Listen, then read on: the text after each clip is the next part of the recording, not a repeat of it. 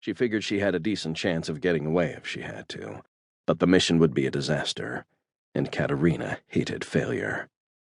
The bank wanted a live captive, and the price Blackhawk negotiated reflected the increased difficulty over a simple assassination. A dead Aragona meant the crew wouldn't get paid at all. This wasn't a dead or alive contract, and they'd have wasted time and resources on a pointless excursion, and that assumed everyone else made it out. Katerina had lived most of her life embracing a coldly calculating mentality, to consider the people around her as assets, expendable if it helped the mission succeed. But she knew she'd lost some of that keen edge, the almost inhuman coldness that marked a Sebastiani assassin. Against all her training and discipline, she'd become quite fond of her shipmates, and the thought of any of them dying on a blown mission was not something she wanted to contemplate. Ace was in the worst danger.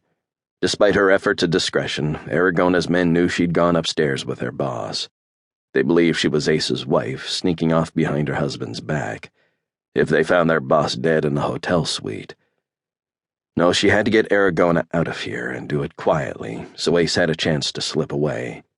When she first bought passage on Wolf's Claw, she couldn't understand why someone as coldly competent as Blackhawk had such a loudmouth fool as his sidekick.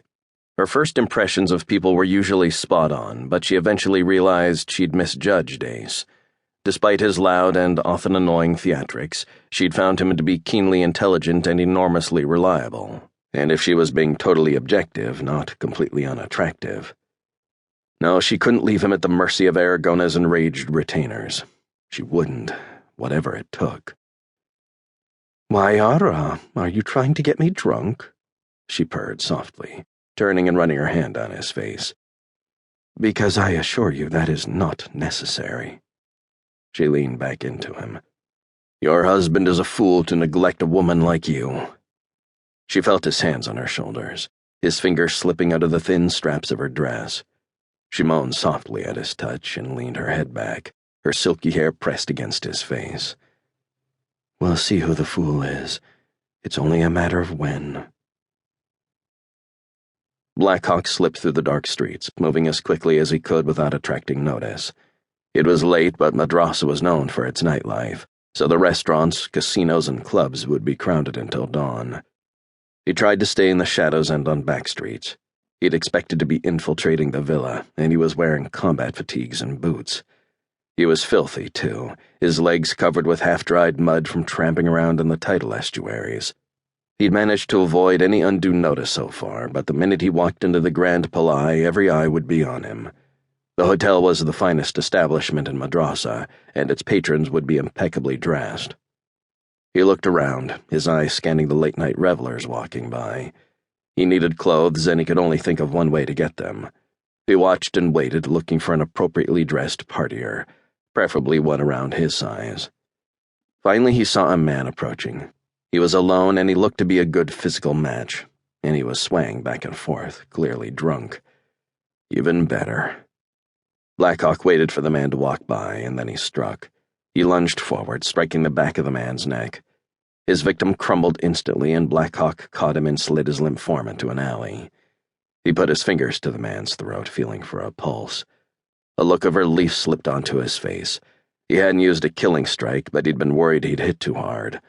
Blackhawk had fought an astonishing array of cutthroats and killers, but he wasn't used to disabling drunk civilians. He stripped out of his fatigues and put on his victim's suit. It wasn't a perfect fit, but it would do. He picked up his assault rifle, looking around the alley for a place to stash it.